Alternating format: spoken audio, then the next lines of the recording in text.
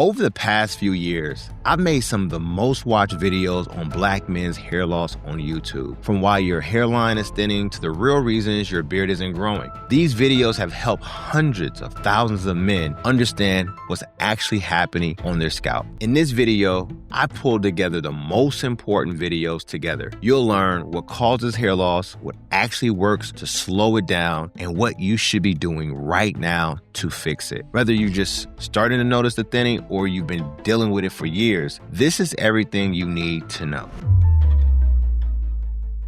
They told us baldness was genetics. Your daddy was bald, so you're going to be bald too. But the real villain, a white poison we've been consuming every damn day. They didn't just sell it as normal or safe, they targeted us with it. They knew exactly what it would do to black men's hairlines, and they've been hijacking our crowns for generations on purpose. And if you keep consuming it, your crown isn't coming back. Your temples isn't filling in. None of that growth serum is going to work. But when you understand what's really happening under your scalp and how to cut off the poison at the source, you can actually reverse years of damage. Let me break it down. Now here's what's really gonna hurt some feelings. This poison, it doesn't hit everybody the same. They know black men get hit different, and that's exactly why they flooded our communities with it. They did the research. They know our biology. They know we process this stuff different, and they use that knowledge against us. Let me break it down. You know how our hair is naturally more curved and coiled? Well, the same curve happens under the scalp. Our follicles are shaped different, curved, twisted, bent at the root.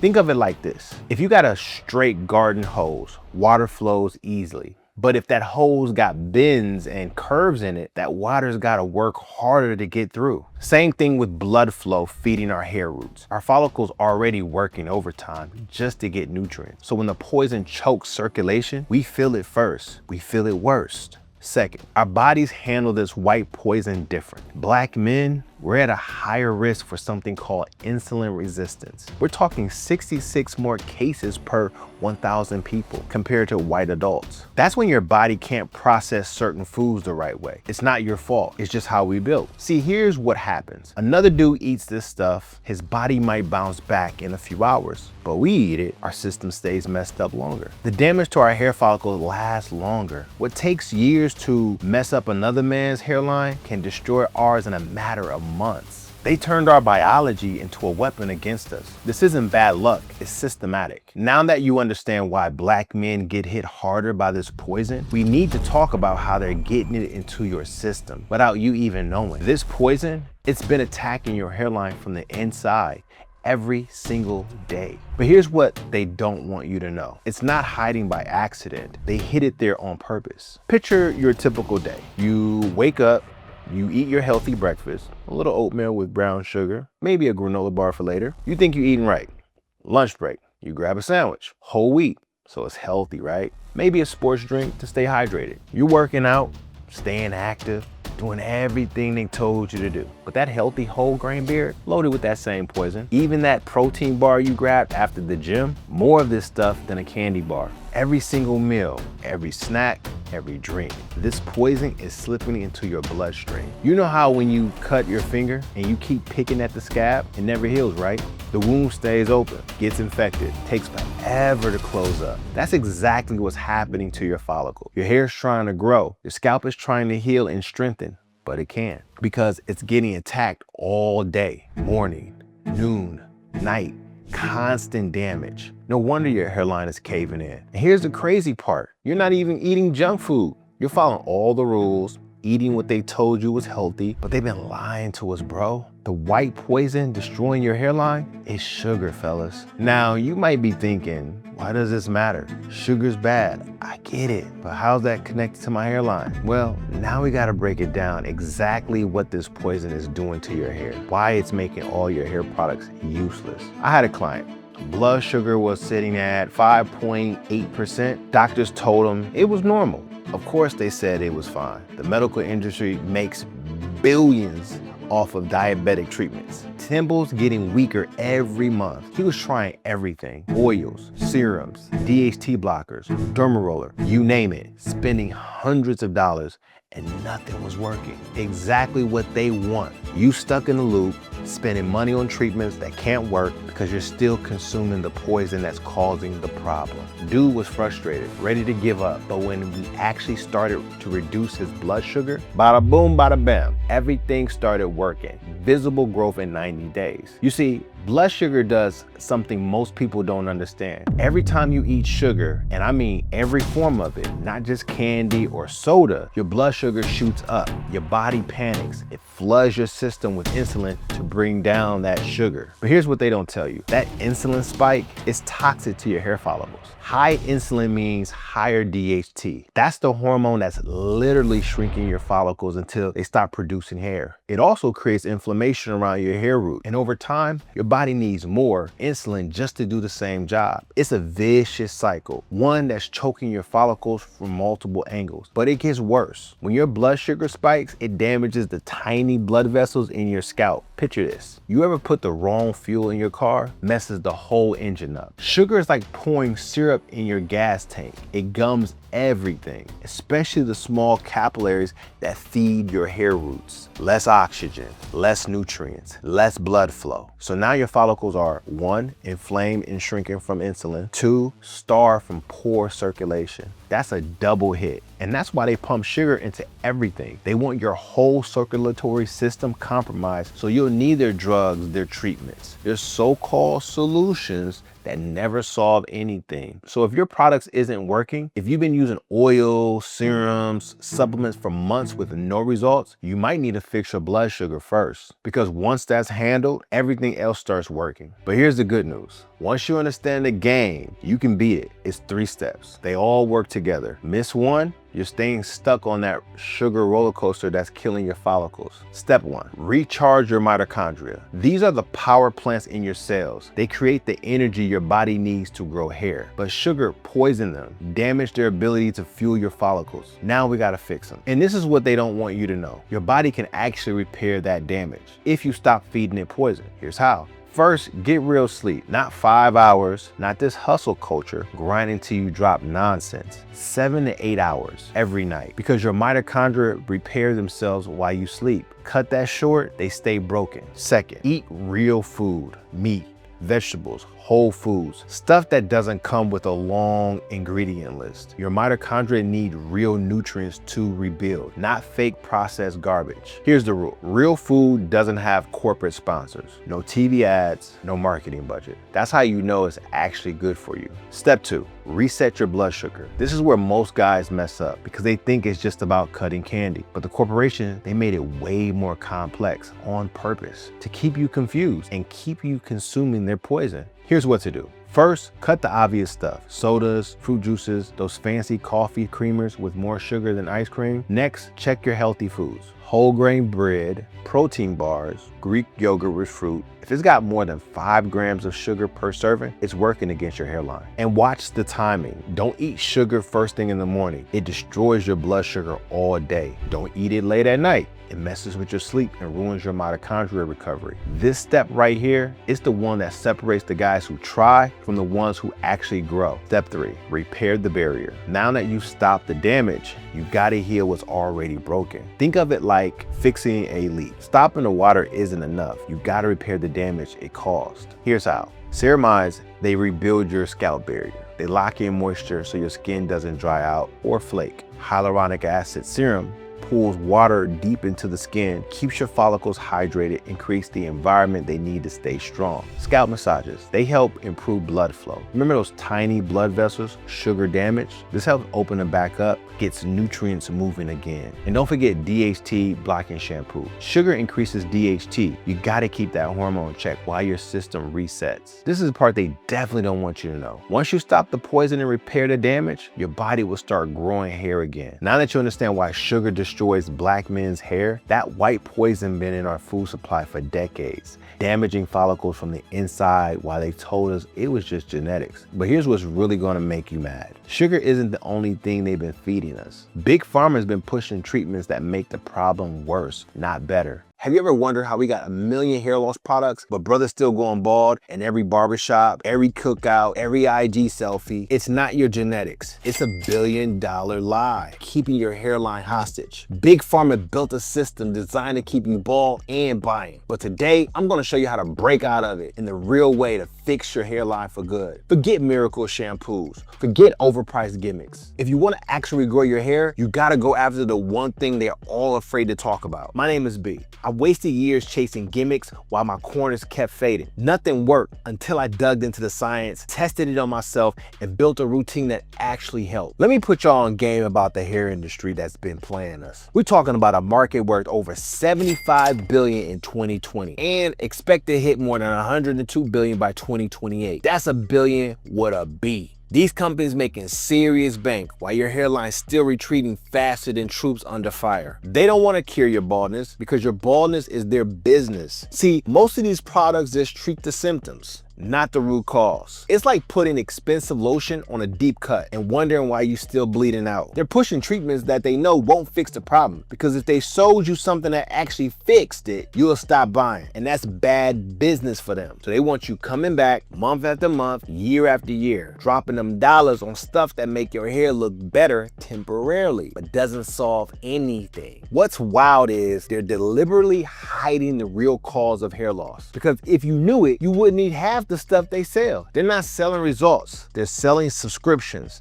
But here's the truth. There's one biological factor responsible for most male pattern baldness. And until you fix that, nothing else matters. This ain't a conspiracy theory. This is science. Science that's been around for decades. But they'd rather sell you 20 different products than one actual solution. Let me explain what's actually going on with your hairline. Imagine your hair is a bunch of little plants. Your scalp, the soil. Now, under normal circumstances, those plants grow just fine. But what if somebody poured dirty oil all over your soil? That soil becomes toxic. No matter what you do, those plants ain't growing. That's what's happening on your scalp. You try different products, you switch routines, but nothing grows because the soil is still contaminated. And these companies, they just treat the symptoms, not the actual problem. Until you fix the scalp environment, nothing is going to grow. As men, we're told that lots of testosterone is a good thing, right? But in this case, it's working against you. That same hormone is low-key assassinating your hairline from the inside. It's like that toxic friend shows up uninvited to your house party, drinks all your good liquor, and convinces everybody to leave early. For some of the bros, their testosterone gets supercharged. Their body converts it into a hormone called DHT, short for dihydrotestosterone. And those three letters, they're a serious threat to your hairline. Big Pharma knows this, but instead of fixing it, they dance around it. Why?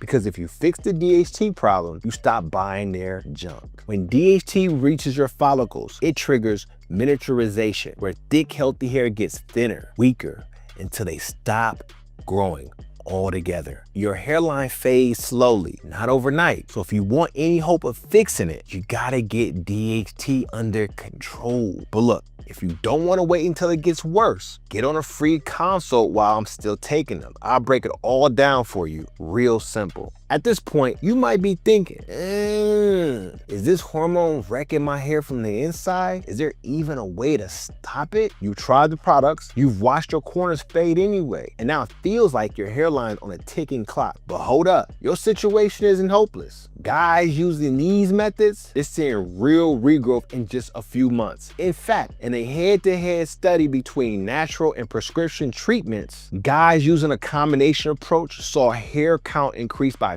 40% in 24 weeks. The secret? Not one product. A strategy that attacks DHT from multiple angles. First up, ketoconazole shampoo. At 2% strength, you'll need a prescription. It fights DHT right on your scalp. Studies show it improves both density and thickness. The best part, you already wash your hair anyway, so this is an easy win. Next up, saw palmetto. Take 320 milligrams a day of solid extract. It blocks DHT from forming in the first place. In a 2-year study, it worked for 38% of the guys. Then there's pumpkin seed oil, super underrated, packed with antioxidants, fatty acids, and anti-inflammatory benefits. In one study, guys taking a supplement that included pumpkin seed oil saw up to 40% increase in hair count. Now keep it real. Those results weren't from pumpkin seed alone. Adding it to your stack, that gives you another angle to fight hair loss naturally. If you want to go stronger, then there's finasteride. You got two choices. Number one, topical. You can spray it on your scalp, but look for a 0.25% concentration. Number two is oral. You can pop a pill once a day, and that can drop your DHT levels by 70%. Personally, I recommend a 3-part attack. 1, ketoconazole shampoo. You want to use this 3 times a week. 2, a daily topical. 3, saw palmetto and pumpkin seed supplements. Give that combo 3 to 6 months. If you're still losing ground, then try the prescriptions. Start with the sprays before the pills, because this is how you beat the system that's been keeping you bald. And the real key, consistency. Your hair didn't thin out in a week, and it won't grow back in one either. Commit to the process. But now you actually understand what's working against your hairline. That's just the beginning, big dog. If you're only using oils and shampoos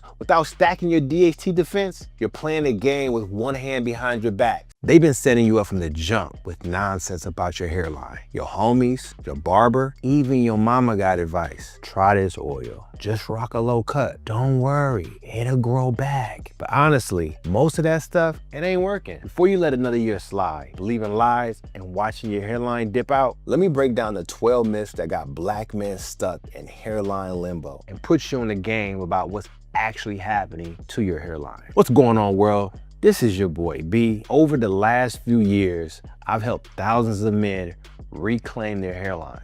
Now, this one thing has blown up on TikTok. Folks swear it's the secret sauce. Even one of my clients' moms was telling him, just use botana oil. Look, botana oil can keep your scalp soft. Cool. You moisturizing the surface while the roots dying underneath. That's like watering a fake plant. You feel productive, but ain't nothing growing. Using botana oil by itself, it ain't gonna save your hairline. But as soon as your hairline start creeping back, a lot of black men start blaming the usual suspects. I think it's the cornrows. I think my do-rag too tight. Bruh, I done heard that line since I was in college. Mitch, my college buddy, swore it was a do-rag. Don, one of my day ones when I started the brand, blamed it on his cornrows. And look, tight styles can push your hairline back. That's facts. But if you stop getting your hair braided and your corners still fading, that ain't tension. See, you searching your hairline like it's guilty. The real problem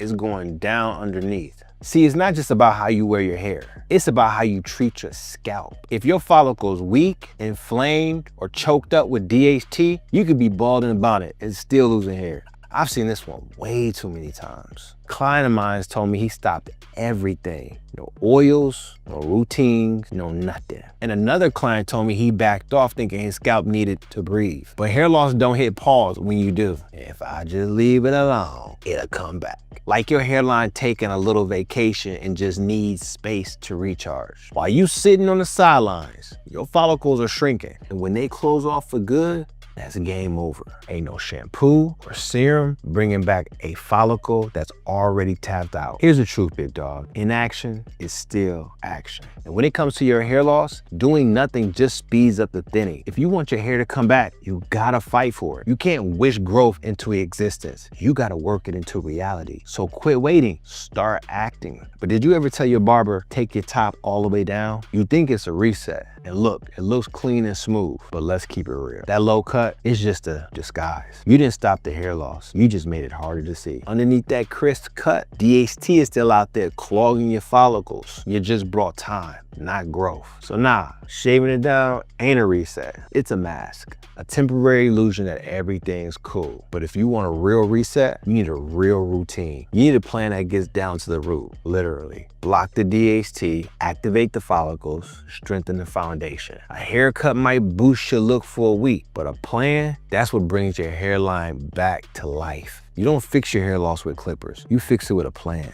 But a client of mine, he told me, man, I'm just sticking to one product, just staying consistent. I hear this all the time. And hey, consistency is important, but here's the thing. If you're consistent with the wrong product, you just consistently losing. Cause if it ain't blocking DHT, if it ain't healing what's already damaged, then you ain't solving the real problem, big dog. You just loyal to something that's letting you down. One bottle can't carry you through a full journey. Yeah, You need consistency, but you also need more than one tool in the bag. You need a plan for where your hair is at right now. And if you want to know what that looks like for your hair, get a free consult while I'm still taking them. I'll break down what's really going on under the scalp at your stage right now. No pressure, just the truth where you're at and what'll actually help. If you tired of jumping from one product to product with no results, let's get you a plan that actually fits your stage. But hair loss don't check your ID. It don't wait till you're 40 with a mortgage. But man, I'm too young for that. Not at all. But most dudes say that right before it gets worse. I had a client who wanted to do a consultation with me. He was like, bro, I'm 24, I got time. Nah, big dog, you don't. For most of us, it starts in our 20s, especially in those corners, but it's sneaky. By the time you see it in the mirror, it's already been working behind the scenes for months, maybe years. That slow fade don't announce itself. Ding dong, somebody's at the door, until it's too far gone to pull back without a fight. The earlier you act, the better your results. If you're worried your hairline might be faded, then start now, not when it's too late. Now this next one, I've heard that line from a lot of guys. A client of mine swore his hairline was fading because of the flakes and the itch. It's just dermatitis. And yeah, scalp issues can play a part, but that ain't the full story. See, dermatitis can cause shedding, but that don't explain why your corners are sliding back. That's not dryness, that's DHT at work. A flaky scalp, you can clear that up with the right care. But if you think solving the itch is gonna stop the hair loss, you're missing the root of the issue. Dry scalp and a receding hairline ain't the same fight. If you ain't actively blocking what's shrinking your follicles, you're just treating the surface while the root keeps fading. So if you have a flaky scalp, handle the dermatitis and go deeper. Get you a solid DHT blocking shampoo like ketoconazole. But a lot of guys think they have a clever strategy. I'll just wait, see how bad it gets. Like doing nothing somehow buys time. Nah, fam, inaction ain't a plan. While you sitting back, hoping it fixes itself, DHT's on a mission, quietly shrinking them follicles every single day. You think you buying time, but really you losing it. The longer you wait, the less you got to work with. By stage 3, the comeback gets a lot harder. You go from regrow to just trying to hold on, but you won't even notice when the window's closing. It don't slam shut. It eases down slow till one day it's just closed. So if you're thinking about waiting, don't. The earlier you step in, the more hair you can save and actually regrow. By now, many black men have heard about derma rollers. And just the other day, I had somebody come in for a consultation and told me, yo, I tried the derma roller once, didn't do nothing. He said he grabbed a 1.5 millimeter and rolled one time. Then looked in the mirror like growth was supposed to magically appear. Fellas, microneedling ain't no light switch. You don't roll once and unlock waves of hair like a cheat code. This ain't an overnight fix. It's a process. You gotta train those follicles to wake back up. This takes consistency and the right topical right after. No product after, you're missing the point. Wrong frequency or pressure, you're wasting effort. And doing it once, that's just a whisper to your scalp. You trying to yell it back to life, not sending a gentle nudge. You can't just use it once and expect everything to reappear. Quit playing. Treat it like a regimen, not a miracle. Now this comes up a lot. When I'm doing my consultation, a lot of black men, they'll say, since I've had a bad hairline since high school, there's nothing I can do. DJ told me his corners started fading away in high school, and ever since, he figured it was just his fate. But early recession doesn't mean it's over. It just means you've had more time to lose and more time to fight back if you start now. The clock is ticking. But if the follicles are still alive, you still got a shot. But a lot of black men, they see they pops, they uncle bald, and just throws in the towel like his fate's sealed. And they'll say something like, this is just how it is. It's in my genes. You wouldn't believe how many times I hear this all the time. And yeah, genetics do play a role. They set the stage, but they don't write the whole script. Just cause it ran in your family doesn't mean it has to run you. Genetics tell you what might happen, not what has to happen. You can't control your DNA, but you can control how soon you catch the signs. You can control whether you act or sit back and watch it fade away. That choice, that's all you. For the last 2 weeks in my consultation call, I've heard a lot of guys share this same sentiment. I mean, it don't really bother me. I still love myself, but then they tell me, they avoid mirrors, or they keep a hat on, or they don't go outside like they used to. And this right here, it's the lie a lot of men tell themselves. Not because they're really unbothered, but because they don't know what else to do. They think that if they act like it don't matter, maybe it'll stop hurting. But ignoring what's messing with your confidence ain't self-love, it's survival mode. You can say it's not the end of the world, but if it's affecting you and how you see yourself every day, that matters. And it's okay to own that. So let me say this loud and clear. You can love yourself and still want better for yourself. This ain't about shame. You don't have to suffer in silence just to prove you're strong. Strength is saying, yeah, it bothers me and I'm gonna handle it. Now you know what's been holding you back, but that's just the beginning. Because if you still don't know what your follicles are doing, you're just throwing stuff at your scalp and hoping it works. And every month you wait, they keep shrinking. Your options shrink with them. You ever seen two black men the same age? One still got a clean lineup, the other one hiding under fitted? It's not just genetics. It's not luck. It's what stage they caught it in. But here's the problem. Most black men don't know what to look for. Our texture, our styles, our barbers, they hide the signs until it's too late. So today, I'm breaking it down stage by stage. Real photos, real example, a real plan. Before your hairline fades quietly and permanently. My name is Brandon. I wasted years chasing gimmicks while my corners kept fading. Nothing worked until I stopped guessing, became a trichologist, and started building real solutions that actually help. Now I'm running a grooming brand that's helping real men fix what I used to struggle with every day. Now this is where black men miss the sign. It's the first shift, not dramatic, just a little change. The corners start creeping back, but the lineup still looks sharp. You're hitting the barbershop weekly or cutting it yourself. Everything looks clean, but behind that crispy edge, your corners are quietly backing up. You think your hairline's solid, but really, you just been lining it up higher and tighter. Week by week, you're edging into a recession and don't even know it. Most Norwood charts, like this one right here, is made for straight or wavy hair, men with light scalps that makes it easy to see the thinning. But us, we have tight curls, darker scalps, fades, and tapers. All that hides the sign. And by the time you notice it, you've already lost ground. That am I tripping or is my line creeping moment, not the beginning anymore, but just enough to second guess yourself. Your corners are clearly backing up. Still clean in the front, but the corners forming that sharper V. With low cuts or waves, it looks even until you stop under a bright light or see it right after a fresh cut. That's when it hits your lighter corners, uneven density, and new angles that weren't there before. Now, some of the rumble I hear with a lot of guys is they may say, he pushed me back. But if it looks the same after 3 or 4 cuts, it's not the barber. It's your corners slowly sliding back. What you might notice is your barber's tweaking your line to keep it even. You're brushing the corners more, trying to lay them down, trying to hide them. You're grabbing enhancements just to fill in the gaps. Now it's hard to ignore. The corners are pulling back heavy. That classic M shape is starting to form. Stage 3 is here. But here's what fools a lot of black men. You still have a lot of thick texture up top. You have coarse curls and waves, so it looks full. But tilt your head down, take a photo from above. That's when the reception slaps you in the face. This is when coping starts. You're cutting it too low to even it out, growing the top longer to cover the edges, asking the barber to keep it thick or bring the line forward.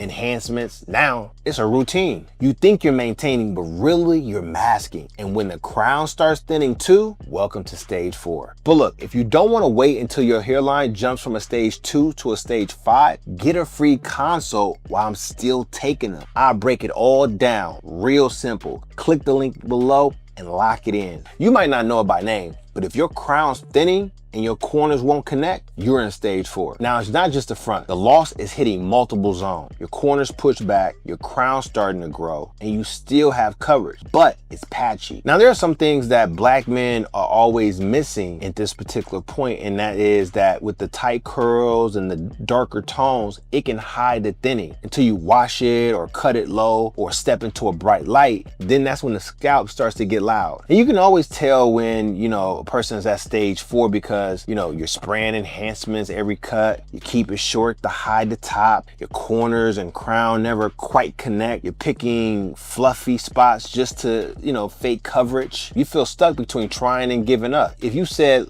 let me get a low joint, it'll look better, but it doesn't, welcome to stage 5. This ain't thinning anymore. It's advanced hair loss. At this point, you can see through the crown even indoors. Also, the temples are fully gone, or they have a deep U shape. Your line is further back. The center is soft, patchy, or bare. The density lives only in a horseshoe zone, you know, the back and side. Again, these are some of the signs that men miss at this particular point when they start needing to get enhancements at every cut, or if the curls ain't holding up top, if they're wearing hoodies and hats to replace their hairstyle, or if a low cut makes it look more obvious. Now, you ever look in the mirror and the front and the crown don't even connect? That's stage 6 or 7. This is what it looks like. The bridge is broken, no hair in the middle, and the only hair left is the horseshoe, side and back. You have no more coils, you have no coverage. Even enhancements can't fake it anymore. Now, this is where it gets tricky for brothers because we want to hold on to false hope. Like, oh, I still see some strand. This is what we tell ourselves, but it's not about a few survivors. It's about the collapse. What's actually going on is that your follicles are miniaturized. There's a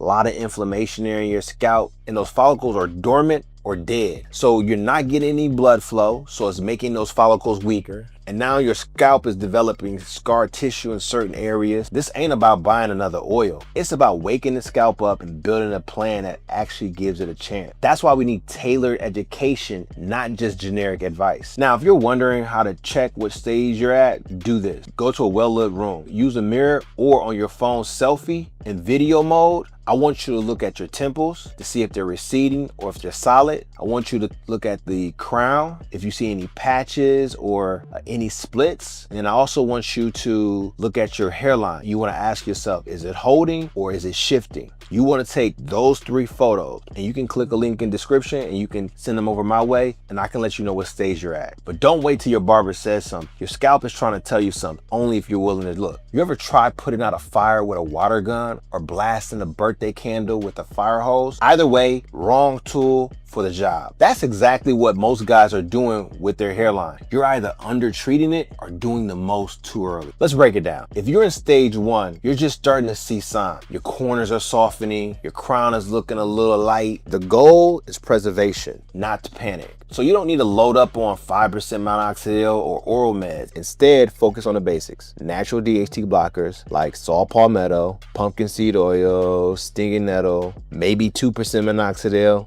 if needed. Most importantly, you want to create a healthy scalp environment. I would even add in ketoconazole at 1 to 2%.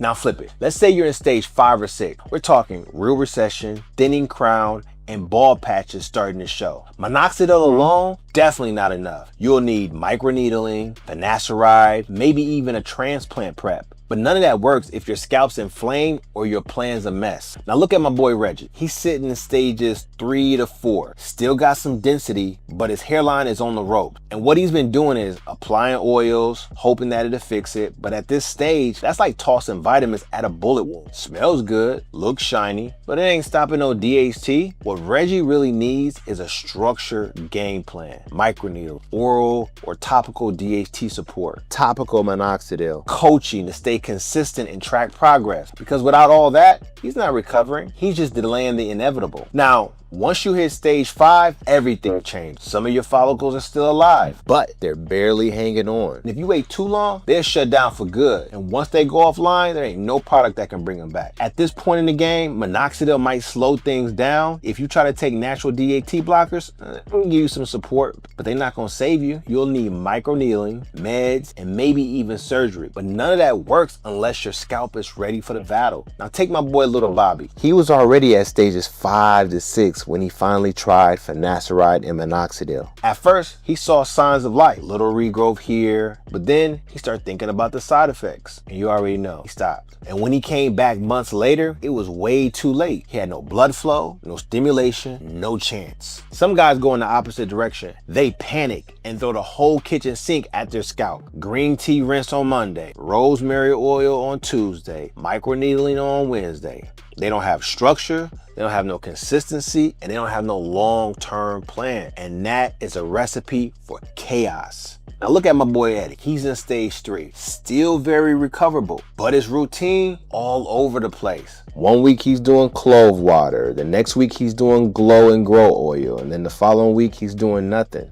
His scalp is just confused, like, what are we doing here? And so that's why his results are non-existent. And the real problem, he doesn't know what's working or what's hurting, because hair loss don't reward guesswork, it rewards strategy. Now, some guys think once it's gone, so they stop trying. Others, they had the advantage, but wasted it chasing YouTube hacks, jumping from one oil to oil. They had no plan. They were just going off how they felt. I've been on one side of that. Now I help men on the other. You see, I noticed my corner started fading about 6 years ago. I had stage 1, maybe stage 2. I was in that particular ballpark. I had some light thinning, I had some light recession, but I didn't wait. I moved fast, like Speedy Gonzalez, before the follicles started to shut down. And here's what I built: an all-natural, holistic-based system focused on scalp health and DHT control. And I did this through several ways. I used the My Hair Repair Serum day and night, no skipping, and I layered it with an all-natural DHT blocking shampoo and conditioner to help clear up any buildup or blockage that was going on my scalp. Paired it with supplements, saw palmetto, zinc, biotin, things of that nature.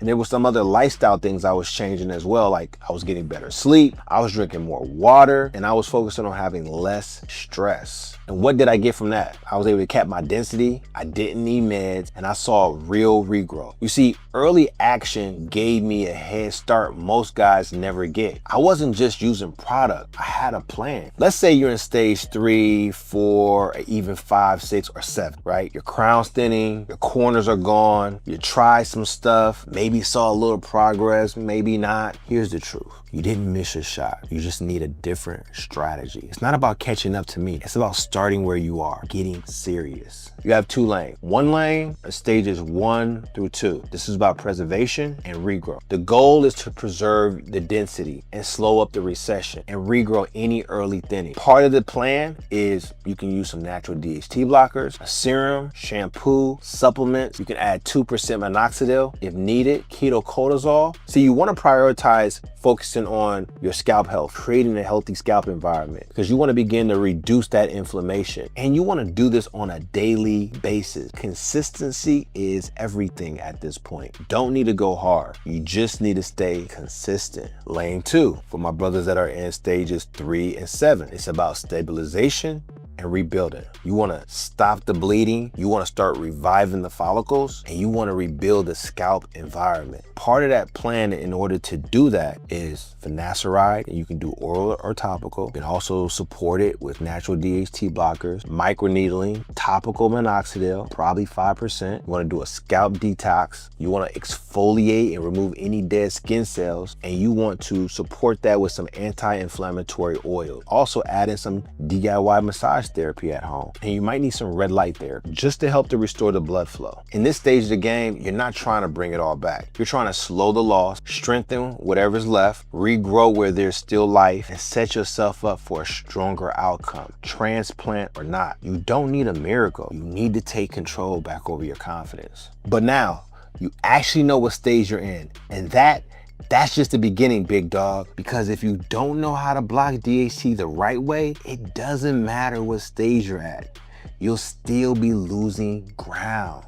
Still wondering why your treatments aren't hitting. Still watching your corners fade. Cut after cut after cut. If you're a black man watching your hairline fade, feeling like you tried everything but nothing works, and you're probably thinking, here we go, another generic hair loss video that doesn't understand my hair type. As a certified trichologist, I've studied 1,000 men just like you, and I found the exact pattern that's killing 9 out of 10 hairlines. And 3 big mistakes even guys who think they're doing everything right still makes every day. And if you keep making these mistakes, you'll end up looking like this in 3 years, wishing you did everything sooner. So I'm about to break down 3 real cases from our own consultations. All right, everyone, we've gotten Dion here, 27 years old, from Charlotte, North Carolina, recently married, and he's been watching his hairline thin out over the past 3 years. What's really interesting, he noticed this when it was still very subtle. He was looking in the mirror every day, trying to get his waves right, and that's when when he first spotted the thinning, starting in his left temple area. So here's what we're seeing. Focus on these photos right here. Dion has a classic diffuse androgenic alopecia presenting as a Norwood stage 3 vertex. Look at this pattern.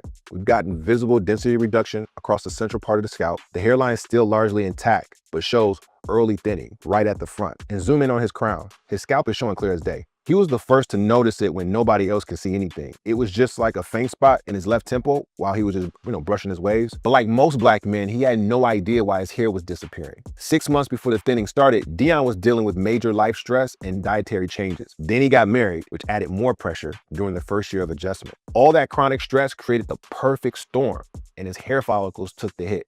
Here's what's going on with Dion's hair. And this is critical. Watch this comparison. Think of it like this. Imagine your hair follicles are like trees in the forest. They're slowly being choked out by invisible vines. The roots are still alive, but they're getting weaker and producing thinner, shorter hair with each growth cycle. This is the same thing that's happening to his hair. So Dion's follicles are sensitive to DHT. That hormone binds to them, shrinks them down over time, and with each hair growth cycle, they produce thinner, weaker hairs until eventually they stop growing altogether. But here's a twist in Dion's story. This isn't just about genetics playing out. Yes, his dad is bald, but his mother's side has full heads of hair well into their 50s. So what's happening here is simple. His genetics loaded the gun, but chronic stress and poor sleep pulled the trigger. Now, the stress component is huge here. Dion told me his stress levels are around 7 out of 10, and his mind is always racing. Not to mention, he's getting poor sleep. Only 6 hours, maybe 7 on a good night. And his diet needs some work.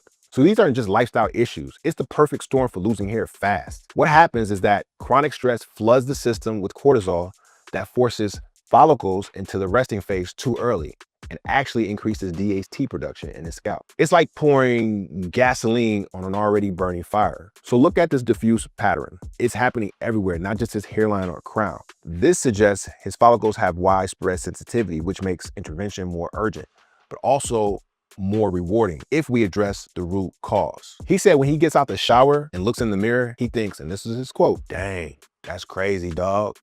I'm going bald." Now he's brushing his hairline forward to hide the corners, cutting his hair lower and avoiding certain angles. This is why he feels stressed and worried about the hair disappearing. So why is this a bigger problem than just looks? I'll tell you, because those follicles are on borrowed time. Look here again. Every month he waits, more follicles cross the point where they can't be saved. The process starts gradually, then accelerates rapidly until reversing it becomes exponentially harder. Now, Dion is only 27 and he said himself, and I quote, "I'm only 27. I'm already about to look like I'm 40 or 50. But here's what's frustrating. He's actually tried to address this before. He used minoxidil, shampoos with tea tree oil. He tried rosemary, peppermint oil, even mixed all the oils together in one bottle. He was also on a subscription service for about 6 months. The problem, no systematic approach, no addressing internal factors, and probably not the right protocol for this type of hair loss. He said something to me that stuck. He said, "I feel like I was doing damage control, like I was slowing it down, but at the same time, I wasn't seeing no progress as far as like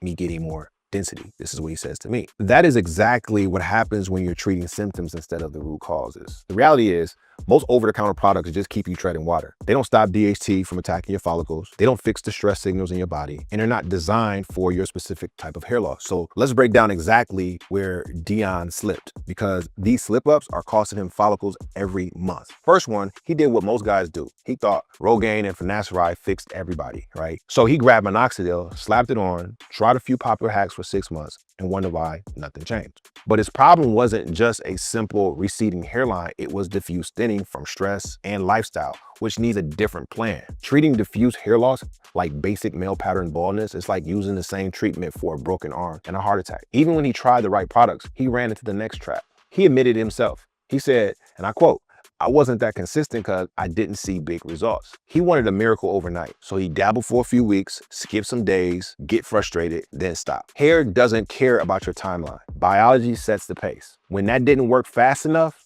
guess what he did next? He turned into a backyard chemist. He said, "I was getting all the oils and dumping them in one bottle, then rubbing it on my head." He had no plan, no clue how to interact it, no specific approach for his type of hair loss, just random mixing and hope, which left him with nothing but a greasy scalp and 6 months of wasted time. Now, if you're watching Dion's story thinking, that sounds exactly like me, the stress, the scatter approach that's getting nowhere. I do free hair loss consultations where I analyze your photos, identify your exact stage, and tell you honestly whether your situation can be helped. Plus, I show you what's exactly causing your specific hair loss pattern. Links in the description if you want to book one. But even if you think you've got time to figure out this on your own, let me show you the most dangerous trap of all, when your hair loss is silently stealing your density while everyone, including yourself, thinking everything looks normal. That's what almost cost Bobby everything. We've got Bobby here, calling in from Tennessee. He's dealing with about 6 years of gradual hair thinning that really accelerated last summer when he tried Hims. What's particularly interesting about Bobby's case is that he used to have really long dreadlocks with thick, coarse hair. So this thinning is a dramatic change from what his hair used to be. And let me address the elephant in the room first. I know some of you are looking at these photos thinking, come on, this guy's hair doesn't look that bad. There are people with way worse hair loss. And you're absolutely right. But look at this density drop closely. So here's what we're seeing with Bobby. Both of his temples are receding, more pronounced on the left side, consistent with Norwood stage 2 to 3. Now focus on this frontal hairline. It's thinning diffusely with a loss of density across the widow's peak and the temple points. And look at this crown area. It shows diffuse thinning without a complete bald spot, but you can see the hair fibers are finer and less dense towards the swirl pattern. Now, Bobby's story is wild because he said that his hair used to be so thick and coarse that you could punch it. So here's what's going on with Bobby's hair. And this is a perfect example why his hair looks fine mentality is so dangerous. He has androgenic alopecia, classic male pattern baldness, but it's being compounded by scalp inflammation. This trap keeps guys like Bobby from getting help until it's too late. This is what I call the relative severity fallacy. Just because someone isn't completely bald doesn't mean there isn't a serious problem happening. Here's the science behind it. Bobby's follicles were already genetically predisposed to DHT sensitivity, but they were managing fine for years until Hims threw fuel on the fire. Watch how this works. Most commercial hair loss products are formulated for straight to wavy hair textures. When you apply these to type 4 curly hair like Bobby's, several things happen that most people don't understand. First, the serum sinks in differently. Products for straight hair don't reach the scalp evenly on coily hair. Some spots get too much, others get none. This can cause buildup, dryness, and irritation. Second, Bobby said that Hims spray made his hair feel thinner and straighter than ever. That's just not hair loss. That's chemical alteration on his hair structure. The formulation was too harsh for his hair type, stripping the natural protective barriers that curly hair relies on. Look here again. Textured hair needs a different approach. That sudden shock after years of slow thinning doesn't happen from genetics alone. That's inflammation-driven follicular shock. The important point here, Bobby represents thousands of men with textured hair who are dismissed because their hair loss doesn't look severe enough. But by the time textured hair loss becomes obvious in photos, you've already lost 40 to 50% of your density. Bobby also mentioned something that really shows the mental hit. He said when light hits his hair, he can see through it. His first thought is regret. Bobby got self-conscious catching glimpses in his reflections, checking his hair from every angle, feeling how much lighter and thinning it was. Everyone watching knows that feeling. These aren't vanity concerns. These are quality of life issues. Bobby said he lives in Tennessee where it rains a lot. He used to walk in thunderstorms without feeling the water. Now a sprinkle goes right through to his scalp. He not only sees the thinning in mirrors, but physically he feels the difference every time he steps outside. That's not just thinning, that's structural damage. What makes Bobby's case complex? He's been vegan for many years, so possible nutritional gaps. He takes vitamin D3 and zinc, but D3 without K2 means suboptimal absorption. He's dealing with family stress.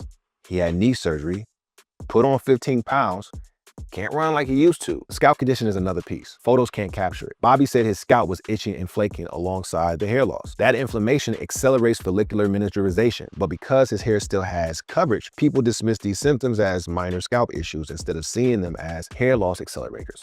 The fact that his hair grew back after stopping Hims proves his follicles are still responsive, which is good, but the regrowth plateaued because the inflammation and the DHT sensitivity weren't addressed. So partial recovery, not full recovery. Why is this a problem? Because Bobby's at a crossroads. Every month of continued inflammation means more follicles crossing the point of no return. He's already lost the thick, coarse hair texture that was his hair's signature. His follicles produce weaker hairs. His scalp is under siege. His hair looks fine. Mindset keeps guys like Bobby from getting help when it can still make a difference. By the time hair loss is obvious in textured hair, you're facing advanced miniaturization. That's harder to reverse. Not impossible, just more hoops to jump. So let's see what Bobby went wrong and his critical mistakes. First, Bobby knew deep down that generic hair loss spray wasn't made for coarse curly hair, but he tried Hims anyways, hoping for the best. Second, His scalp care was all wrong. He washed with natural soap that wrecked scalp balance and fired up inflammation. If your scalp is wrecked, everything you stack on top falls sooner or later. Third, like most men with texture hair, he didn't move when early signs showed. He waited until his hair loss looked bad enough to act. By then, years of damage builds up underneath while his coily hair texture hid the real loss. That's just how the cookie crumbled. Bobby's story shows how texture hair can hide damage until it's almost too late. But there's another trap, and that's what happened to Rod, a 31-year-old who tried to fix his hair loss for years, but made one critical mistake that kept him stuck in an endless cycle. All right, everyone, we've got Rod here, 31 years old from Atlanta, Georgia, and he's been dealing with crown thinning for about 6 years now. What's really telling about Rod's story is that he's been actively trying different treatments for the past couple of years. Looking at these photos, we're seeing classic vertex center thinning. Rod presents with Norwood type 3 vertex. His frontal hairline is still intact, but look at his crown area.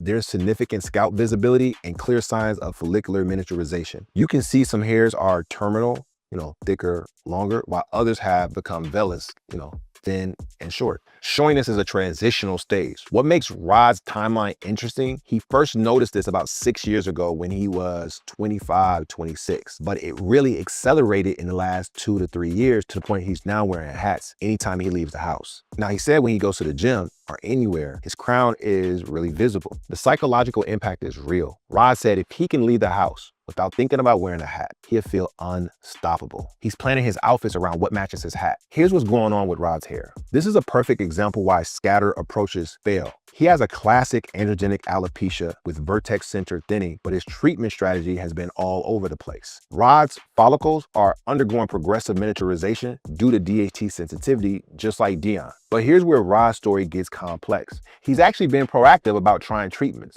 but he's fallen into what I call the treatment hoping trap. He tried Nutrafol vitamins, but didn't stick with them long enough. He did professional microneedling sessions once every 3 months for a year, then stopped. He's been using minoxidil for 8 months now, twice daily, but he's dealing with side effects that are making him question the whole approach. The bigger issue, Rod and his wife are trying to start a family, so he's specifically avoiding finasteride due to potentially fertility concerns. Now, some people might think he's trying to start a family, he should just wait until after he has kids to worry about serious hair loss treatment, but this thinking is exactly what cost guys like Rod years of recoverable follicles. His hair loss doesn't pause for life events. Those follicles are miniaturizing every month he waits. And by the time he has kids, which can be 1 to 2 years, he could easily progress from stage 3 to a stage 5 or 6. What's particularly frustrating is how this has affected his daily routine. He said he still has confidence, but his hair loss is always in the back of his mind, even when he's thinking about his job, career, money,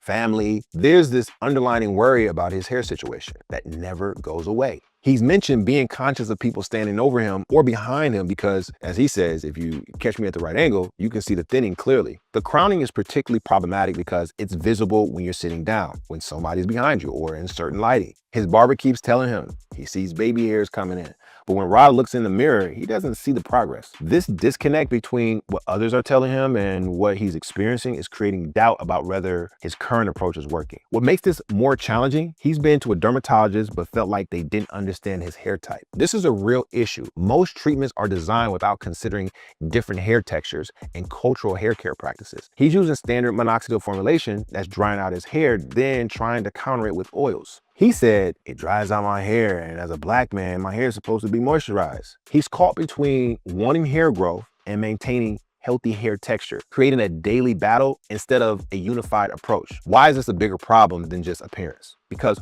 Rod's at the critical stage 3 junction where every month of continued miniaturization means more follicles cross the point of no return. The assessment shows his scalp is healthy with no inflammation, which is actually a great foundation for recovery, but he needs systematic intervention now, not after major life events. The reality, Rod has been running separate experiments instead of building a comprehensive system. He tried individual treatments in isolation instead of addressing all the factors driving hair loss simultaneously. Let's see where Rod went wrong, because these mistakes are costing him follicles every month. First, Rod did professional microneedling once every 3 months for a year, but microneedling needs to be done every 1 to 2 weeks to be effective. Doing it quarterly is like going to the gym once every 3 months and wondering why you're not getting stronger. Next, instead of addressing the root problem, Rod started organizing his entire life around hiding his hair loss. He picks outfits based on what matches his hats, avoids certain events if the hat doesn't work with his outfit, throws on beanies when it's windy. He's managing the symptoms while the actual problem gets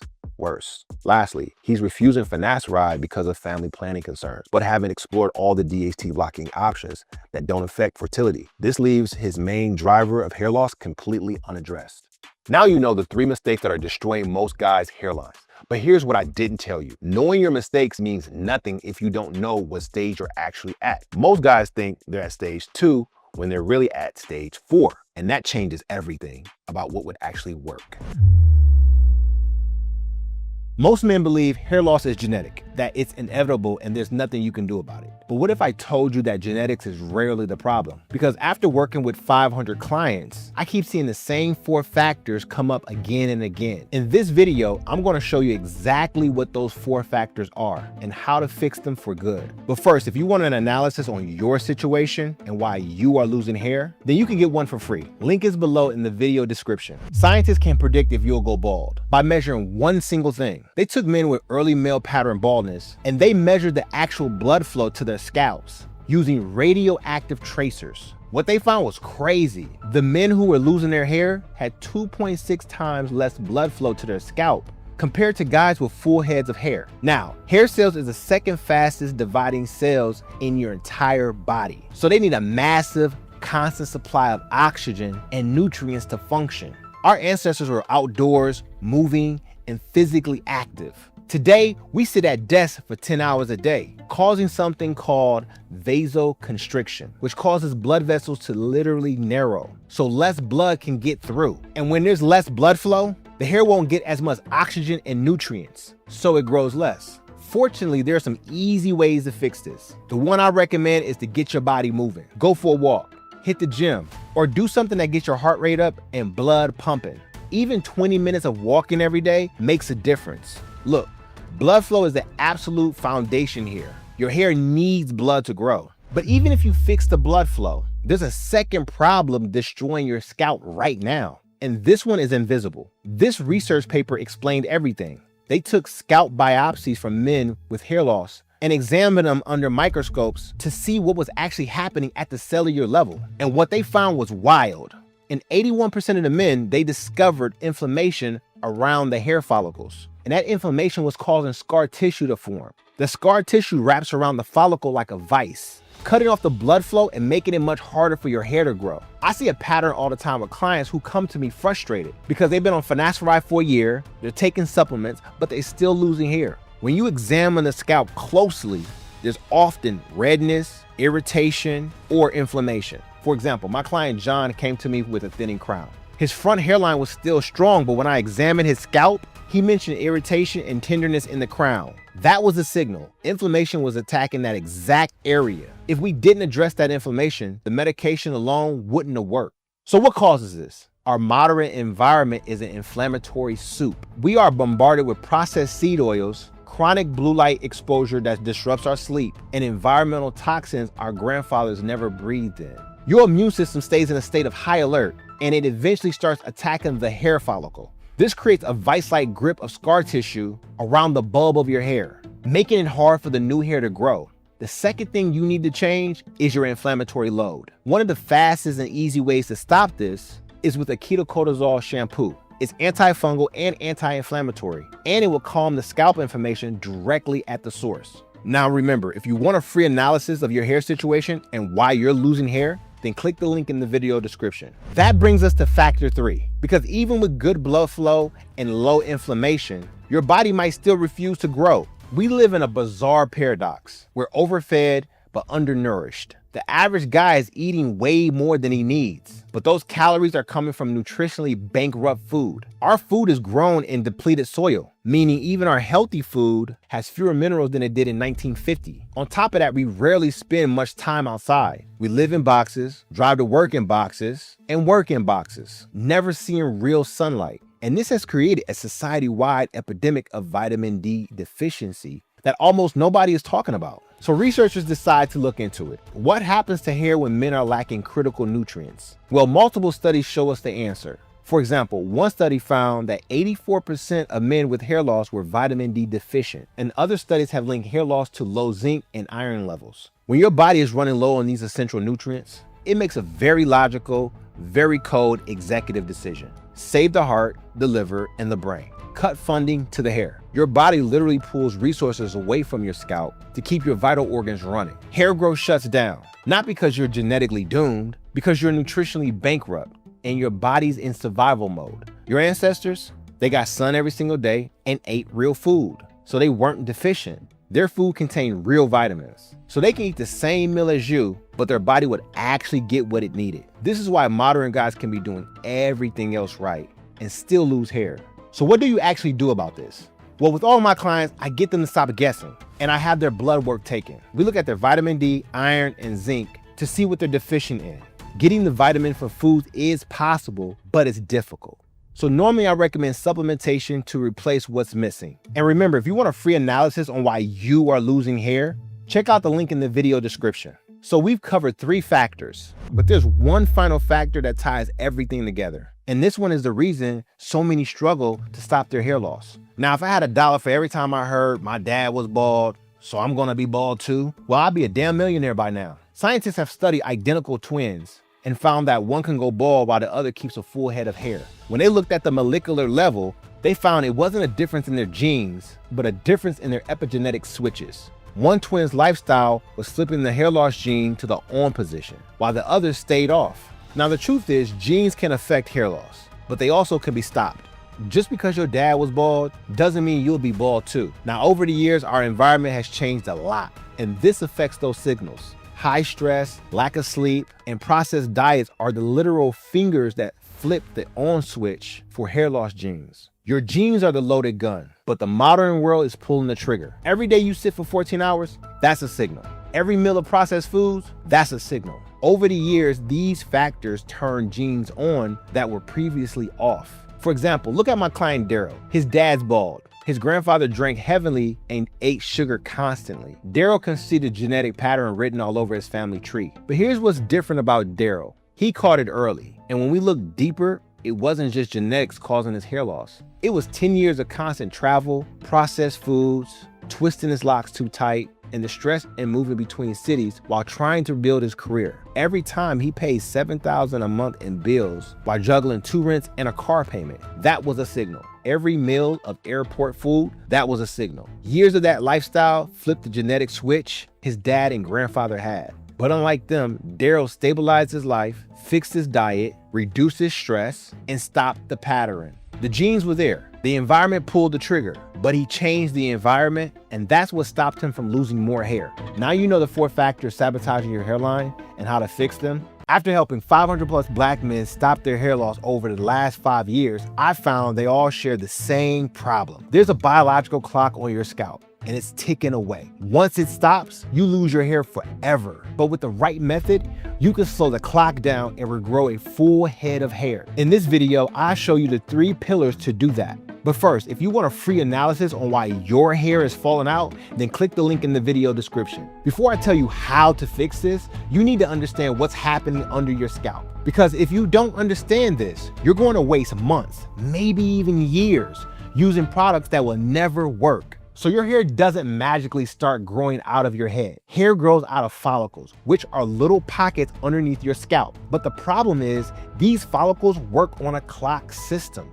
They're ticking away until one day the alarm goes off and they stop growing hair. When everything's running smooth, that alarm is set for 7 years. The alarm goes off, the hair falls out, and the clock resets for another 7 years. Now, before you say, "Yeah, but B, I ain't going bald every 7 years." Yeah, that's because all of your follicles are running on different alarms. Some of them are ringing tomorrow. Some of them are ringing in 6 months. Your hair falls out at different times, not all at once. So back to the follicles. They only have about 25 alarms in their entire life. That's it. Once they run out of alarms, they stop growing. And you might think, "Yeah, that's fine. That gives me like 175 years. I'm not gonna be living that long." But here's the problem. If your body's not running smoothly, that clock starts to speed up. Instead of 7 years, it can be going off every 6 months. Hair barely has time to grow an inch before it's falling back out. Your crown starts looking patchy. Your temples look weak. Most men would panic and buy some biotin gummies from Amazon. Maybe grab that growth oil they saw on Instagram. And look, those things might help. Might. But every month you spend trying stuff to see if it works is a month where that biological clock is still ticking. You could be wasting those alarms. You can't see the clock ticking down or those alarms going off, but it's always happening. Today, you might have 10 alarms left. In a few months, you might be down 9 alarms. Once those alarms run out, the window closes fast and it becomes harder to fix your hairline. But here's what most men don't know. That clock doesn't randomly speed up. It happens in specific phases. Most men get stuck trying to fix phase 1, but the real damage is happening in phases 2 and 3. Once you understand all 4 phases, you'll see exactly where that biological clock is speeding up and how to slow it down. Phase 1 is where your hair is actually growing. This is called the anagen phase. When you're doing everything right, this phase lasts 2 to 7 years, which means your hair grows and grows and grows. But when that biological clock speeds up, this phase might only last 6 months, maybe a year if you're lucky. So your hair grows for a while, then it stops. The length of this phase determines the length of your hair, period. If your anagen phase is only 6 months, your hair is only growing for 6 months before it transitions to the next phase. That's 6 inches max before your body says, "Aight, we done here." Phase 2 is catagen, and this is where your follicle starts clocking out. Think of it like a factory shift change. The machines are powering down, the workers are leaving, the lights are turning off. During this time, your follicle is actively disconnecting from its blood supply. It's cutting off nutrients, shutting everything down. Your hair is still physically in your head during this phase, but it's no longer getting fed. Phase 3 is telogen, and this is where your hair sits there for about 3 months. In a healthy body, this is a normal rest period. The follicle recharging, getting ready to push out a new hair. But if your body isn't right, more follicles enter this phase. Instead of 10 to 15% of your hair resting, it can be 30%, 50%, even 70% all resting at the same time. And when they all wake up and shed together months later, that's how you go from "my hair looks fine" to "why I got all this hair in the drain." The final phase is exogen, and this is when the hair falls out. The follicle pushes the old hair out so new hair can grow in its place. When the hair sheds, it's gone. But if the next hair coming in is thinner and weaker because your hair growth phase is shorter, now you're losing thick hair and replacing it with thin hair. Do that for 2 years straight and your crown starts looking see-through. The problem isn't that your hair grows through phases, that's natural. The problem is when those phases get shorter and shorter and shorter until your follicle can't keep up with how much hair you're losing. All right, so now you know why your hair is acting different. You understand that the biological clock has been ticking this whole time. The question is, can you actually extend these cycles? Can you slow the clock down? Well, the answer is yes, but not the way most people think. See, most dudes hear hair loss and they run straight to growth serum. They think, "I'll put this on my head twice a day and we'll be good." And look, they work to a point. They push more follicles into the growth phase by increasing blood flow to the scalp. But here's what they can't do. They can't extend the length of your growth phase. You can force more follicles to grow, but if those follicles are still only staying in the growth phase for 90 days, you're just wasting more of those cycles and getting close to follicles shutting down forever. If you want to grow more hair, it's not just about forcing growth. You have to extend the biological clock. Here's the 3 pillars that do it. The first pillar is the silent killer. Here's a hormone that's speeding up your clock. It attaches to your follicles and tells them, "Ring that alarm faster."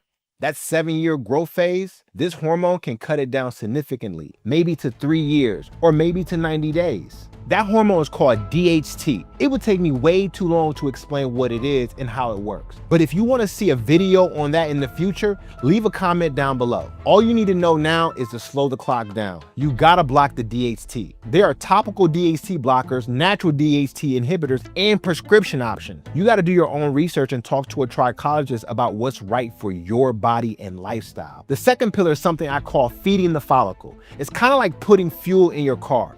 If you don't put fuel in, it can't run. It will stop. Same thing happens on your head. You have to keep feeding the follicle so they can keep growing. With all of my clients, I get their blood work done.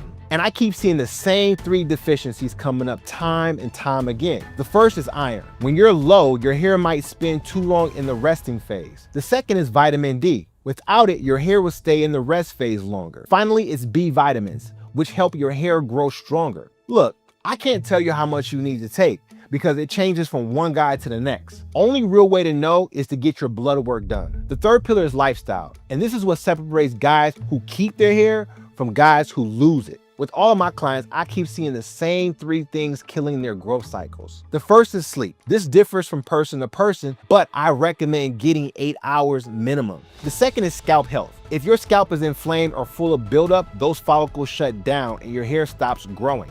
Finally, is stress. High stress is a stop signal for your hair follicles. Now, I have more videos that cover this in more detail, and I'll link it down below. If you're ignoring these 3 pillars, you're sabotaging your hair growth. You can extend your cycles, you can slow down that biological clock, but it isn't about finding the one miracle product. With the right approach, you can extend the hair growth cycle and buy yourself more time. But you gotta start now, because every cycle you waste is a cycle you can't ever get back. Now you understand that biological clock that's been ticking under your scalp this whole time. One thing that speeds it up is stress. 6 years ago, I was standing in my bathroom, tilting my head under the light, trying to convince myself I'm tripping. But nah, the corner of my temples were definitely starting to thin out. So I went down the rabbit hole, Googled everything, watched every YouTube video, Reddit posts endlessly. Everyone said the same thing. It's genetics, bro. You're cooked. Either hop on finasteride or start saving for that transplant. Ha ha ha. But I wasn't trying to mess with my hormones or drop 10 grand on surgery. I thought, what if hair loss isn't just genetics? So I ran my own blood work, and sure enough, my body was missing some very specific nutrients. So in today's video, I'm breaking down the 7 science-backed supplements that help me regrow my hair, and I'll show you what they are and exactly how much you gotta take. Now look, before we jump in, I already know what you're thinking. Supplements? That's it? B, this sounds like snake oil, my guy. I get it. I thought the same thing because most supplement advice is garbage. Some influencer telling you to take biotin, like that's gonna save your hairline. But everything I'm going to show you today is backed up with real science. Starting with supplement number 1. And this is the absolute heavy hitter for male pattern baldness. It's saw palmetto. So when my hair started thinning, I'm researching like crazy. And I find out there's this hormone called dihydrotestosterone that was basically choking out my follicles. Now look, testosterone is great. I want testosterone, but I found out there's an enzyme in your body called 5-alpha reductase. This enzyme grabs your testosterone and converts it into DHT. And that DHT, it latches onto your hair follicles and slowly suffocates them, shrinking them down until they basically disappear. That's when I found saw palmetto. This stuff blocks that 5-alpha enzyme, which means your testosterone can't even convert to DHT in the first place. There's even a study that found that 60% of patients taking active saw palmetto saw an improvement in hair growth. Is it as powerful as the prescription drug finasteride? Nah, generally not. But here's the thing. It also doesn't come with the same risk of messing with your hormones and potentially killing your sex drive. That trade-off wasn't worth it to me at the time. Now, if you're thinking of taking it, I've learned you gotta take the right form. I started using a daily dosage of 320 milligrams, but this must be a standardized liposteroic extract, which means it is 85 to 95% fatty acids. If you're looking at those cheap dried powder capsules at Walmart for $8.99, man, save your money. That's basically useless. Your body can't absorb them. But before we get into the second supplement, if you want a free guide with all 7 supplements showing you exactly when to take them and how much, then check out the link in the video description. All right, supplement number 2, and this one's the perfect partner to saw palmetto, pumpkin seed oil. Now, I know what you're thinking. Pumpkin seeds? Really, B? That's what's gonna save my hairline?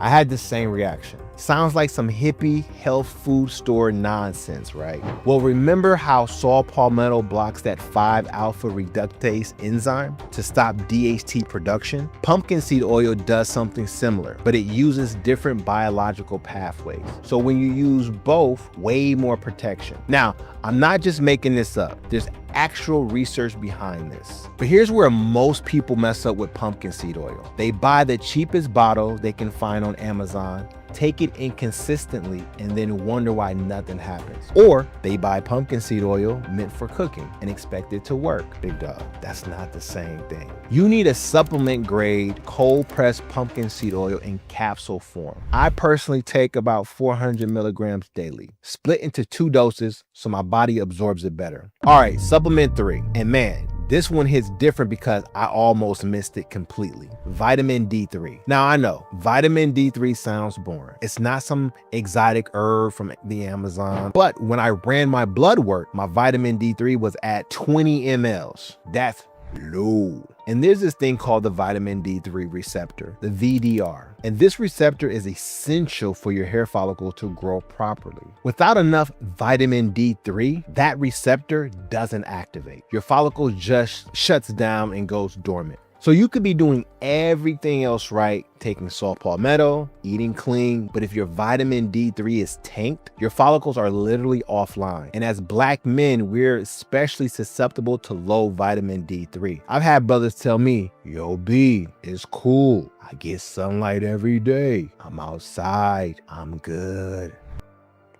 Nah, big dog, that's probably not enough. Because of our melanin, our skin needs way more sun exposure to produce the same amount of vitamin D3 as someone with lighter skin. We're talking 3 to 5x longer. So unless you're shirtless in direct sunlight for an hour every day, you're probably deficient. And that deficiency is quietly killing your hairline. I personally aim for levels between 50 to 7 mLs. To hit that, I gotta take roughly 2 to 3,000 IUs daily. And once I dialed this in, my energy came back, sleep improved, and my hair, it finally had the fuel it needed to grow. All right, before we get to supplement number 4, I gotta keep it real with you. You might be sitting here thinking, okay, I just take these supplements and my hairline would be back in 2 weeks.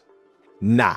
That's not how this works. If you broke your leg, you wouldn't expect to be running sprints in 2 weeks, right? You'll be in a cast for months, then physical therapy. Your hair follicles are the same way. They need consistent nutrition, constantly apply for at least 90 days before you start seeing some real changes. All right, that said, let's keep going on to supplement number 4. Now, supplement number 4 is going to piss off a lot of doctors out there. I call these the hair engine drivers. When you get blood work done, doctors are looking for normal. But a lot of men are getting caught in the middle because nobody tells them normal doesn't mean optimal for keeping your hair. Let me give you an example. I had a client whose lab results came back, and this doctor came back and told him, you're fine. But when I looked at the numbers, I knew his hair was running on empty. His B12 was high, his folate was low, barely above the minimum. I quickly realized his body wasn't using the B12 properly and his folate was too low for strong methylation. Methylation is the engine that drives DNA repair, nutrient delivery, and ultimately follicle recovery. If the engine is weak, the follicle can't repair fast enough between growth cycles. New hair grows in thinner and shedding phases hit harder. For hair growth, his B12 should be around 500 to 900 mLs and folate should be around 10 to 15 mLs. Again, this isn't something you can blindly start taking. You've got to get your blood work done first. Supplement number 5, and this is the one that changed everything for my client Jerome. Dude was doing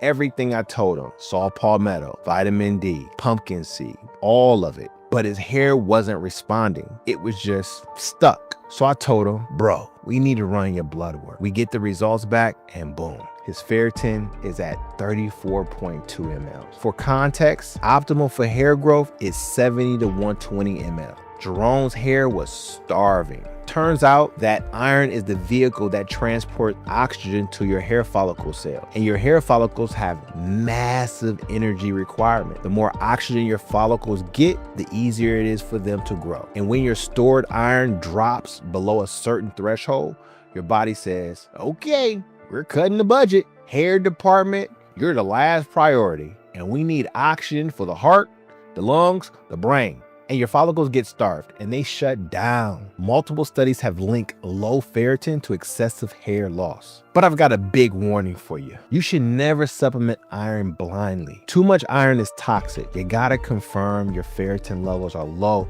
with a blood test first. If you're deficient, the typical dosage is 25 mg to 50 mg of iron bisglycinate daily. Timing of it is real important too. I take it on an empty stomach with a vitamin C supplement to maximize absorption. Next up, supplement number 6 is the architect of hairline repair, zinc.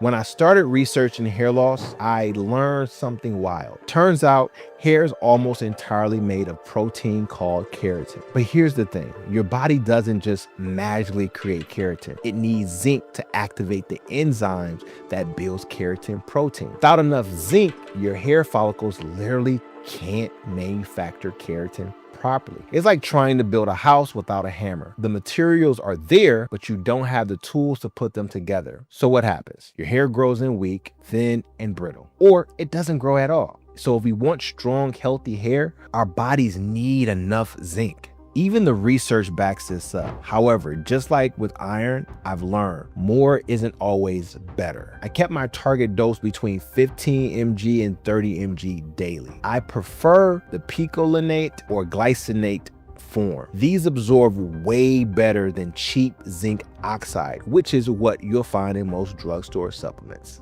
I take zinc with a meal, usually breakfast, to minimize the risk of nausea, which is very common with zinc supplements. And remember this, I make sure not to exceed 40 milligrams long term, or I risk inducing a copper deficiency, which ironically causes hair loss. All right. Final supplement, number 7. And this one's interesting because most people only think about it for heart health. High quality omega-3 fatty acids. But for healthy hair growth, blood needs to flow easily to your follicles. That blood carries all the nutrients we've been talking about, the zinc, the iron, the vitamin D3, straight to your scalp. But when your scalp gets inflamed, whether it's from stress, poor diet, DHT buildup, whatever, that inflammation slows down blood flow. It's like having a traffic jam on the highway. The nutrients are sitting there, but they can't get to where they need to go. And when your follicles aren't getting fed, they shrink and weaken, eventually shutting down. And bam, your hairline starts to creep back. But how does omega-3 fix that? Well, they are potent anti-inflammatories. They literally calm down the inflammation in your scalp and get the blood flowing again. But here's the thing, most people are taking way too little. Those little fish oil capsules you get at CVS, most of them only have 300 milligrams of combined EPA and DHA. Those are the active omega-3s, but for anti-inflammatory effects, you need 2,000 to 3,000 milligrams daily, which means I'm taking 4 to 6 capsules per day just to hit that target. Yeah, it's annoying, but it works. Now you know the 7 supplements that I rely on to stop hair loss. Every influencer tells you to use more products for hair loss, but after helping hundreds of black men regrow their hair, I discovered this advice is wrong. And you see the proof every time you look in the mirror. That's why you dread the barber chair, watching him push your line back to make it look sharp. But when you fix the problem, you will go to a full, thick head of hair. In this video, I'm going to show you the exact 11-step system to do that. First, I show you why your hair is falling out. Then I show you why your current products aren't working. And finally, I show you what you actually need to do to regrow your hair. This system works with natural products, pharmaceutical products, or both. Like Terrence, who filled in his middle scalp, or Malik, who grew a full crown. This system is broken down into 3 specific phases. Phase 1 is fixing the damage that's stopping your hair from growing in the first place. Phase 2 is flipping the growth switch on. And phase 3 is making those changes permanent so you don't lose the new hair. Now, you might be expecting me to jump straight into use this product or take this supplement, but we're gonna spend the first 5 steps not growing any hair, 0. And you might be thinking, what? I came here to regrow my hair. Trust me, this is the most important part. Every guy who skips this wastes their money and sees no results. You're about to understand why. Let's start with phase 1 and step 1. But first, if you want a free copy of this complete roadmap that breaks everything down, then check out the link in the video description. Step 1, Imagine for a minute that you are building a house. And first you need to lay down a foundation. But there's rubble everywhere, old materials are piling up, and trash is covering every surface. If you start to pour that concrete, it would never touch the actual earth. It would sit on top of that trash pile. And the same thing is happening on your head. Dead skin, old products, and your natural oils all pile up, creating a thick layer that products can't penetrate. You can keep pouring them on, but they will sit on top and do nothing. Every dollar you spend on products is like hiring a construction crew to work on top of a garbage dump. They can't access the ground to start building. We need tools that can break through that crust without damaging the scalp. Natural approaches might use things like apple cider vinegar. These gently dissolve the buildup. Medical products might use chemicals like salicylic acid. The goal is always the same. Clear the construction site to a clean ground so we can actually start working. Step 2, once we've cleared the debris, we can finally see what we're dealing with. And for most men with thinning hair, what we find underneath is an unstable foundation. Water damage everywhere. The ground is completely saturated. Everything's swollen, unstable, unable to support any structure. On your head, this is called inflammation. When your body detects a threat like bacteria, injury, infection, it floods the area with immune cells and inflammatory chemicals. These chemicals fight off threats and trigger healing. But here's the problem. Your scalp thinks it's under constant attack. Maybe it's bacteria that is trapped under all that buildup. Maybe it's irritation from tight hairstyles, chemical treatments, or harsh products. Maybe it's your genetics making your immune system hypersensitive. Whatever triggered it, your immune system has flooded your scalp with inflammatory chemicals. It makes your scalp unstable and unfriendly to growth. So your hair follicles go dormant. They're not dead, they're in lockdown, waiting for the danger to pass. But the emergency never passes. You can use the most powerful growth products in the world and see nothing happen. I had one client, Terrence, who told me he had these thick yellow flakes and a burning sensation on his scalp. He tried coconut oil and other products for temporary relief, but that burning would always come back. What he didn't realize was that his scalp barrier was completely compromised. He had a skin condition called seborrheic dermatitis. It made his scalp unfriendly to hair growth. And until he fixed that inflammation, nothing was going to work. Now here's how we fix it. Natural approaches use compounds like turmeric, green tea extract, or aloe vera. Medical products use stronger ingredients like ketoconazole or zinc pyridone to fix swelling. The goal is the same whatever you use. Stabilize the ground and create an environment where growth can actually happen. All right, so we've cleared the debris.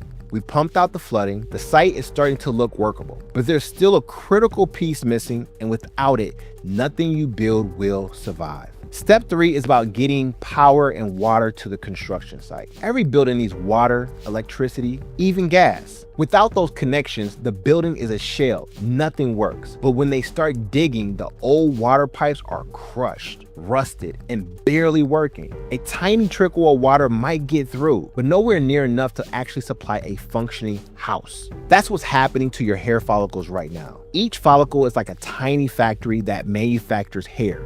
And like any factory, it needs constant utilities to operate. It needs oxygen to power the cellular machinery, nutrients to build the hair shaft, growth hormones to signal production schedules. It gets delivered through your blood vessels, specifically tiny vessels called capillaries. But if your scalp is inflamed, your body starts forming scar tissue around the follicles. This is called fibrosis. It crushes and squeezes the tiny blood vessels feeding your follicles. So the blood is trickling through. There's enough to keep follicles alive, but not enough for them to actually grow and produce hair. Even if you use the most powerful growth products in the world, if blood can't reach your follicles, these products can't do anything. I work with a client named Malik who had what I call sticky highways. His blood work showed his blood was thicker than normal. This made blood flow slow to the tiny vessels in his scalp. We were trying to deliver nutrients, but it was like trying to push traffic through a jam. Some treatments force blood vessels to open wider. This allows more blood to flow. Others trigger your body to repair and rebuild damaged blood vessels.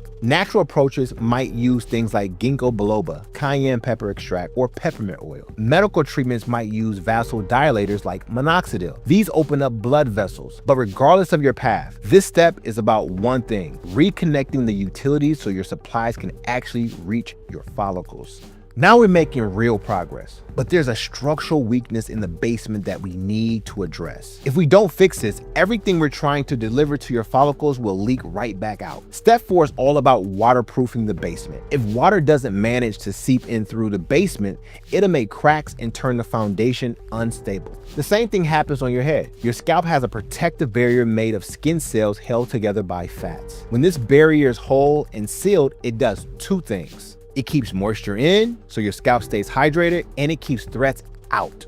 Bacteria, pollutants, chemicals can't penetrate a sealed barrier. A poorly sealed scalp lets bacteria in. Bacteria causes inflammation. That inflammation damages more of the barrier. More cracks form and more bacteria enter. To fix this, we use compounds that fix the barrier. Natural approaches might use oils like jojoba oil, squalane, or aloe vera spray. Medical products might use lab-made ceramides or hyaluronic acid. The goal is identical. Fill in the cracks, seal the basement, make it waterproof so it can support what we're about to build. Okay, so at this point, you might be thinking, we've done all this work, can we not start growing the hair already? I get it. We're 4 steps in and haven't grown a single hair yet. But here's the thing. This is exactly why most guys fail. They skip straight to step 8 and wonder why nothing happens. Stick with me. We're almost ready to start regrowing hair because there's one more threat we have to deal with. And this one is the main cause of everything we fixed. If we don't address this now, all the work we did would break in months. Step 5 is all about killing the pest that's been eating your hair from the inside. Think of a termite infestation in your house. You can clear the construction site, you can lay the foundation, reconnect utilities, you can seal the basement. But if termites are chewing away at the structure from the inside, everything you build will collapse. The termites don't stop. They keep eating 24 hours a day, 7 days a week. On your head, these termites are actually something called DHT. Let me explain how this works. Testosterone is a hormone your body produces naturally, but testosterone can be converted into a potent form called DHT. When DHT attaches to your follicles, it triggers a chain reaction that destroys them. First, it causes inflammation. That's the issue from step 2. That inflammation damages the follicle structure, weakening the walls. The capillaries feeding the follicle get crushed. Eventually, the follicle can't grow a full hair anymore. It only makes thin, weak, barely visible hair. And here's the most important part. DHT keeps attacking every damn day. You can repair all the damage. You can rebuild the foundation, but if the DHT is still there, it'll destroy everything. This is the difference between short-term results and permanent change. This step is non-negotiable. We have to remove the DHT. For example, I had a client called Bobby. He came to me wanting to stay completely natural and holistic. So we ran blood tests and found his omega-3 levels were too low. His scalp was inflamed on the inside. The whole foundation was damaged. He didn't want pharmaceuticals, so we went with the natural path. We put him on saw palmetto to stop the DHT, and after a few months, his inflammation started to disappear. If he wanted to use medical drugs, we would have used prescriptions like finasteride or dutasteride. Both approaches work, but some guys prefer one over the other. There was no hair growing yet, but that's exactly right. And this is where I need to set your expectations. The first 5 steps were in phase 1 of the system, where we prepared the site. In phase 2, we start to build the house. This is where the hair will finally start to come back and grow again. If Mike had skipped phase 1 and jumped to growth products, he'd have wasted all his money because nothing would have worked. Phase 1 isn't sexy.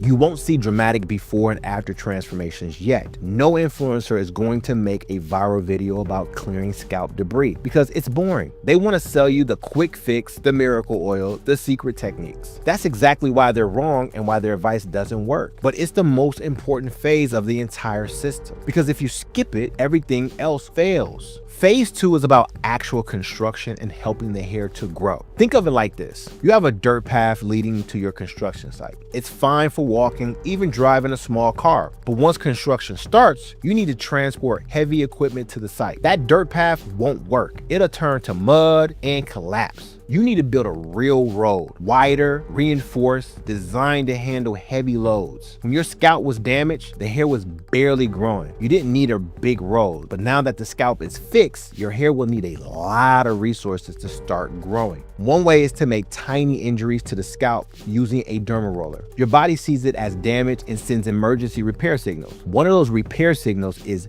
build new blood vessels in this damaged area immediately. When you have new blood vessels, you're building new roads, more ways for blood to reach your scalp. That brings us on to step 7. So earlier we installed the power lines, but you know what? They're not doing anything yet. We need to actually flip the switch and send power through the system. Without the power turned on, construction can't start. The equipment won't run. It's the same thing on your head. You have to flip the switch. Otherwise, your hair will never start to regrow. Inside every cell in your body, you have tiny power plants called mitochondria. They take oxygen and nutrients from your body and turn them into pure energy. If the mitochondria in your hair follicles are sleeping on the job, then your hair will not be able to grow. With my clients, I advise them to use red light therapy. This supercharges your hair energy production. It helps your cells make energy faster and better. Natural path, pharmaceutical path, everyone uses red light because biology is